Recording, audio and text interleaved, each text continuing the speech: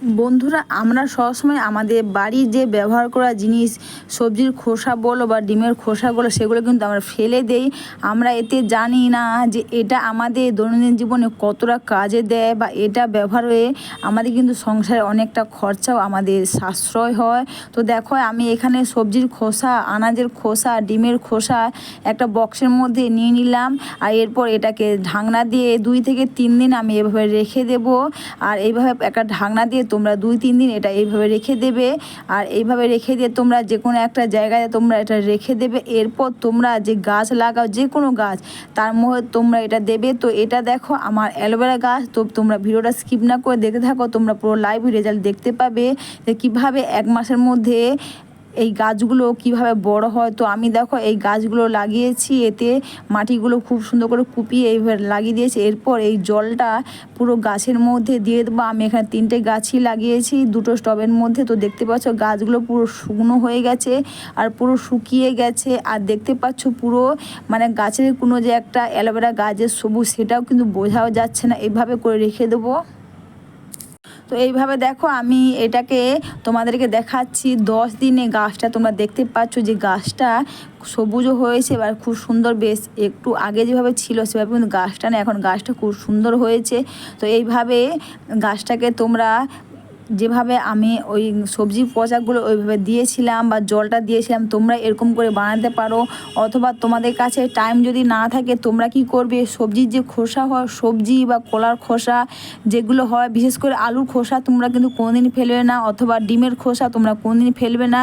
এইভাবে করে শুকনো করে নেবে আর মিক্সিতে পেস্ট করে নেবে। আর এইভাবে যদি তোমরা মিক্সিতে ডিমের খোসাও যদি পেস্ট করতে পারো, দেখবে আমাদের মিক্সি গ্রাইন্ডারে যে ব্লেডগুলো কিন্তু ডিমের খোসা পেস্টের পর কিন্তু খুব ধারালো হয়ে যায়। আর এইভাবে তোমরা পেস্ট করে তোমরা রেখে দেবে। আর এই সারটা যেটা বানিয়েছি পুরো বাড়ির সার, এইটা তোমরা বাড়ির যে কোনো গাছ তোমরা লাগাও, সব গাছেই তোমরা দিতে পারবে, খুব ভালো কাজ দেবে। আর এক্সট্রা করে তোমাদের কিন্তু সার কিনতে লাগবে না। তো এরপর দেখো অ্যালোভেরা গাছগুলোতে আমি দিয়েছিলাম, তো 1 মাস পর তোমাদের দেখাচ্ছি। জাস্ট গাছগুলো তোমরা দেখতেই পাচ্ছ, জাস্ট মানে আমি নিজেও অবাক হয়েছি যে 1 মাস পরে গাছগুলো তোমরা দেখতে পাচ্ছ যে কি সুন্দর মোটা মোটা অ্যালোভেরা গাছের যে ডাঁটা সেগুলো হয়েছে। আর গাছটা এতটাই বড় হয়েছে। আর দেখতে পাচ্ছ কত ছোট ছোট গাছের ভেতর থেকে যেগুলো অ্যালোভেরা গাছের, সেগুলো কিন্তু কত হয়েছে, যেগুলো গাছটা খুব মোটাও হয়েছে। আর যেহেতু এটা মাটি আমি পেস্ট করে এভাবে মাটির মধ্যে দিয়ে রেখেছিলাম, তো মাটির মধ্যে যে ছোট ছোট লঙ্কা বীজ ছিল সেখান থেকে লঙ্কা গাছ হয়েছে। এমনকি নয়নতারা যে গাছ, ফুল গাছ বলে, সেগুলোও কিন্তু হয়েছে। আর লঙ্কা গাছ তোমরা দেখতে পাচ্ছ, এতে কিন্তু আমি লাগাইনি, জাস্ট পড়ে হয়েছে। তো তোমাদের দেখাচ্ছি যে কত বড় বড় লঙ্কা গাছ হয়ে গেছে 1 মাসের মধ্যে। আর এর পাশেও তোমাদের দেখাচ্ছি, এইভাবে দেখেছো, এটা তোমরা সব গাছেই দিতে পারবে। আর সারা বছর তোমরা এইভাবে বেশি করে বানিয়ে নিয়ে তোমরা এই সারটা ব্যবহার করতে পারবে।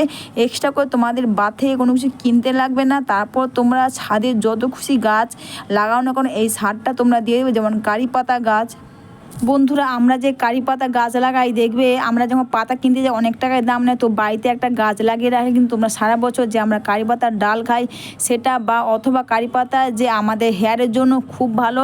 তাছাড়া তোমরা যে কোনো ফলের গাছ, ফুলের গাছে তোমরা এই সারটা দিতে পারবে।